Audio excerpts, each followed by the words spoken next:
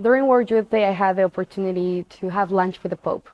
And what I brought to the table is something that I've been hearing for the last year among our youth and young adults and among our ministers. And that's the sexual abuse crisis. I know that a lot of people have felt like Pope Francis hasn't said enough about the issue or he hasn't done enough. But I had the opportunity to see him face to face. And he spent a significant amount of time talking about the topic. And he said that this needs to be addressed, not only within the church, but in society. Because this happens every day, and it usually happens in our houses, and with our neighbors and family and relatives. And the statistics say that, and also the stories of the people.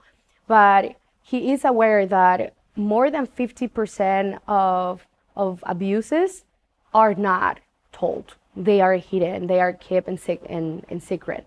So he said, he challenges to how we as young people can we address this, but not only that, how can we accompany the victims? I think he's modeling the way we should do things when we are in crisis. And the reason why I say that is because his comment was that we need to pray. And he talked about the retreat that the bishops had early this month. And I thank him for sending his spiritual director. And he smiled. I was like, he was so proud about it, He smiled and he said, oh yes, I send them my, mi padre espiritual. I send them my spiritual father.